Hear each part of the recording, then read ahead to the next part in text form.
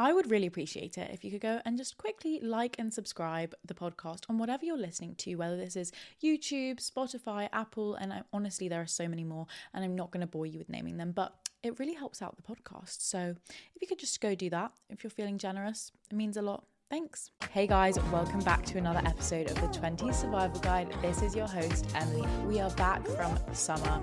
I took a summer holiday.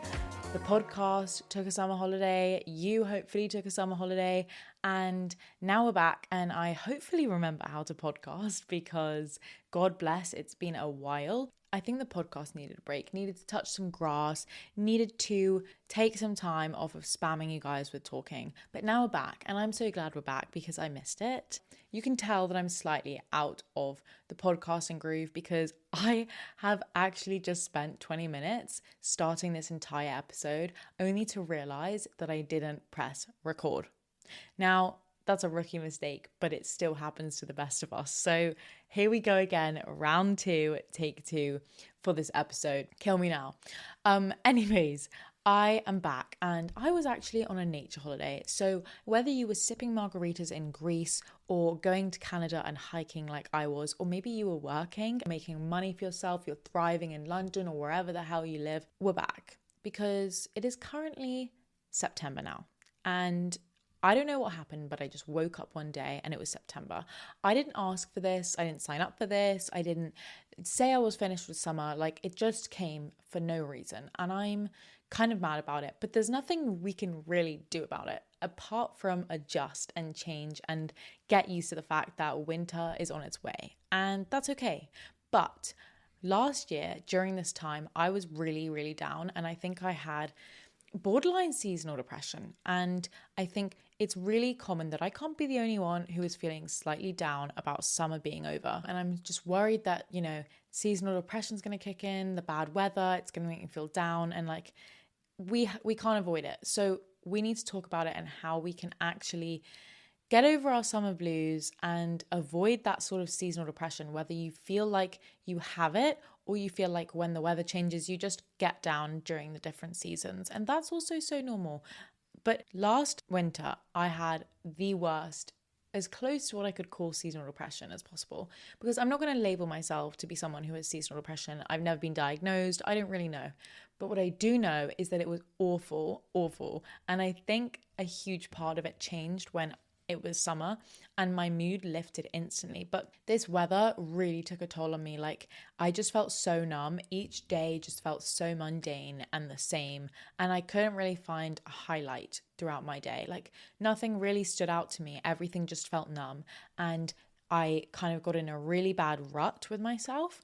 And I know how I felt and I remember that feeling, and it was like the worst feeling ever. So I will not be getting back to that. And if it has any link to seasonal depression, we need to find a way to put a stop to it because I don't want to be back there. There's so many amazing things about winter and we need to embrace that. So we're going to talk about how to avoid those summer blues and those seasonal depression moments that you feel like might be coming your way, and how we can get back into our routines and smash autumn and winter without feeling stressed.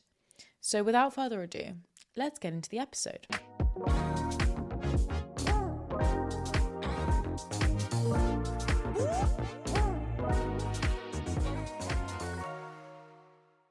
One thing I want you to know, and I want you to remember, is that when it comes to like feeling down because it's darker days and winter is on its way, we need one thing to ground us. And what is going to ground us other than our routines? Because when we're feeling low, when that feeling of seasonal depression kicks in, we're going to have that routine, which is going to completely pick us back up like our best friends.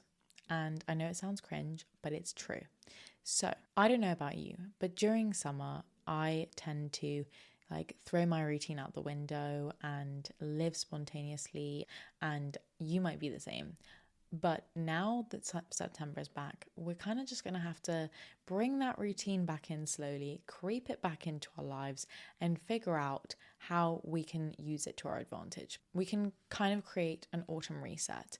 So create a reset to your routine, because if you're kind of come back from summer, not really sure you like your routine anymore, not really sure what your routine even is in the winter as things change, then create this autumn reset and use this reset to be like a reset of your routine.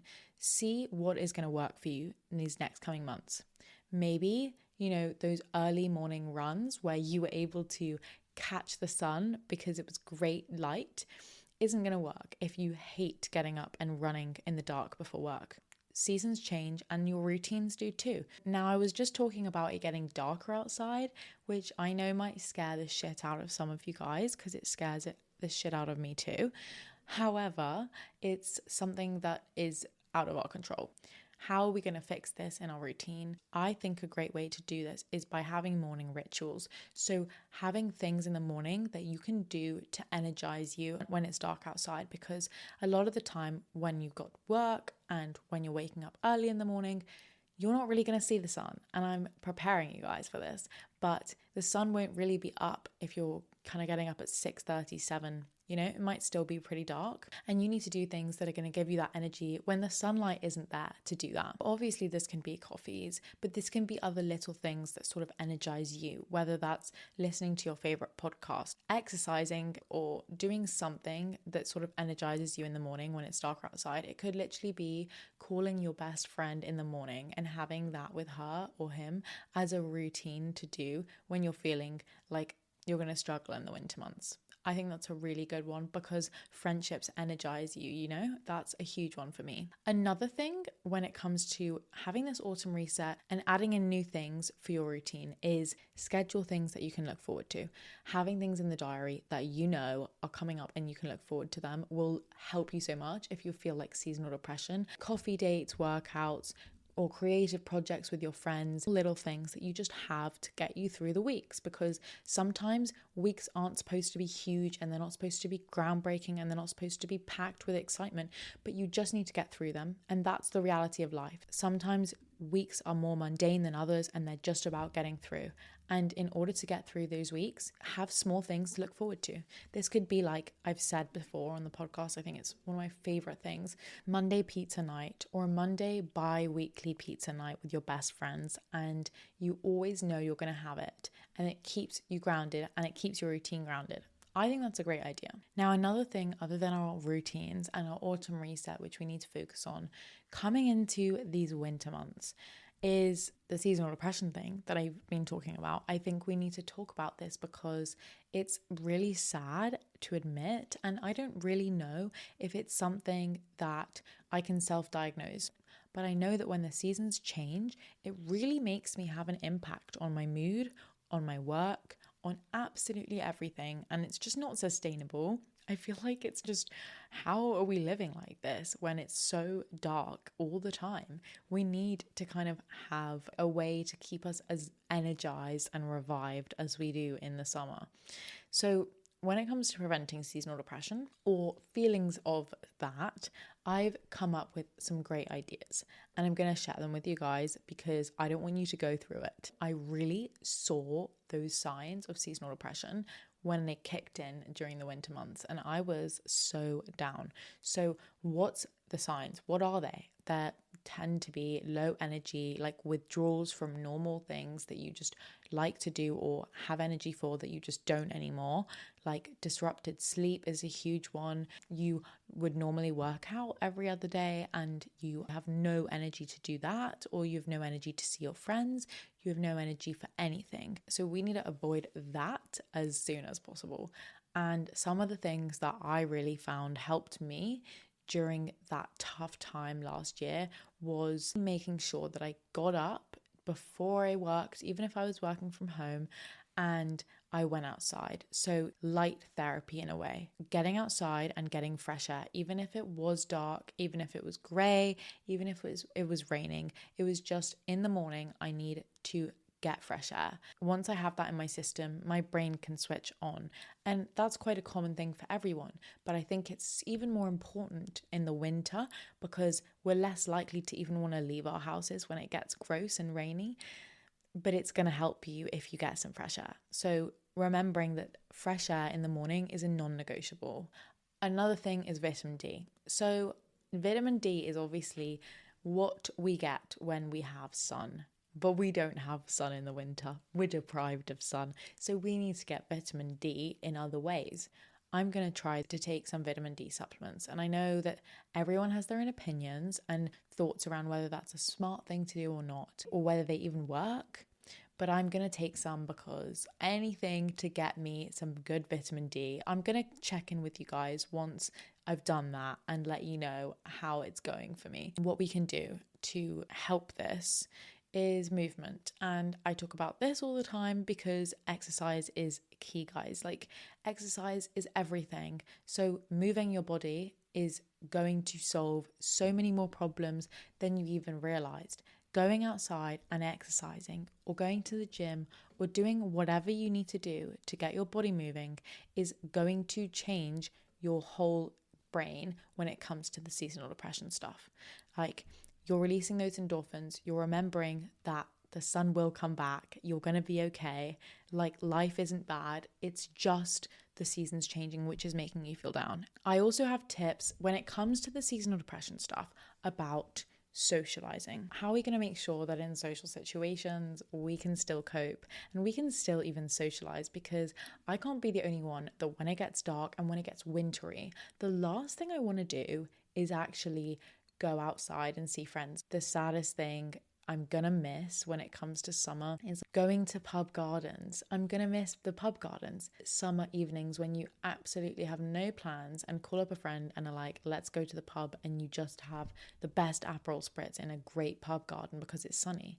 You just can't really go and hang out as easy as that because there aren't really spots outside because it's not good weather anymore. I'm going to miss that so much, but that means that sometimes I'll just say no to plans when I can't really be asked to make the effort to go out because it means I have to be in the rain and be in the cold and whatever.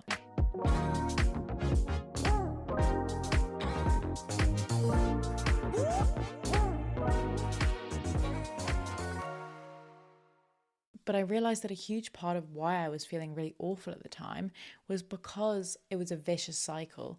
I wouldn't socialize because it was cold and rainy and I didn't want to. And then I would feel even more down because I wasn't seeing my friends and I wasn't getting any dopamine and I wasn't like having any fun. And then I would feel even worse and worse and worse. And it was just a vicious cycle. So a huge thing when it comes to preventing like feeling seasonal depression or feeling down when the seasons change is don't isolate yourself when the weather changes. I know you might be thinking, of course I'm not going to do that. I would never do that.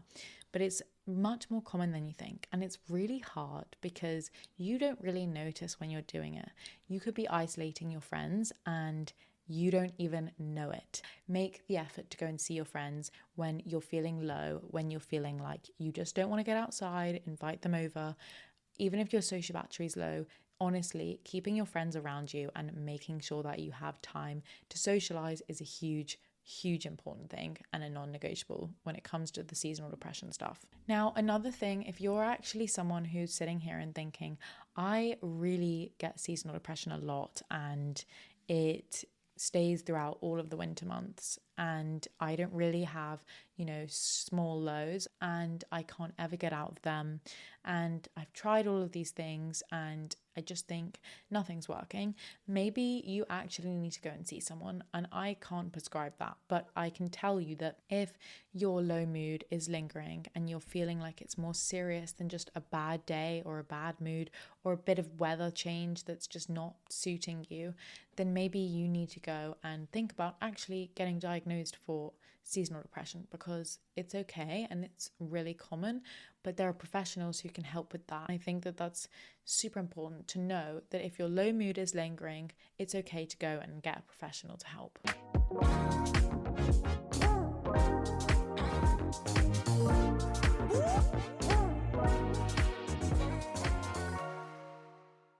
So now we're going to talk about the good things that winter brings, because we're not going to dwell on the negatives. We're going to focus on the fun things, because although summer might be behind us, we have so much to look forward to, guys. If you're just getting back from holidays, something that you can do is go and reconnect with your friends after you've been traveling, after they've been traveling. You probably have so many stories to tell each other, and it's going to be so nice to just connect. And having to see each other after so long, this is what's great about autumn, is everyone's back in the same place most of the time, and you can all reconnect. And it's a great time to like catch up with those people you've not seen in ages. Do the rounds, keep your friendships in check. These last few days of sun that we've been getting, every time there is blue sky for a couple hours, I will go absolutely feral. This could be the last time we see the sky this blue for the next, I don't even know how long. So I will just call anyone up and be like, pub, let's go. Like any time that it feels right before the sun goes for me to have an Aperol Spritz, I will be there, best believe, or I will be outside like just worshipping the sun. I would suggest for you guys to enjoy every last bit of sun whilst it lasts. Now, I know that sounds sad, but when you're in your room and you're kind of feeling slumpish and lazy and you're not really wanting to do anything, but it's sunny outside, just remember that when it gets cloudy and when it's dark and rainy and cold, you'll be wishing you went outside when it was sunny. Now, another thing I'm looking forward to this winter is all like the winter activities. And there's so many ones which are actually affordable and are really fun. And I think we need to be reminded of them to cheer ourselves up from this slump of summer. Christmas is so near, guys. Who doesn't love Christmas? Like good movie nights when it's dark and rainy and cold. Sometimes that's the best time for movie night. Like even if you're going to the cinema, it's cozy inside and it's rainy outside.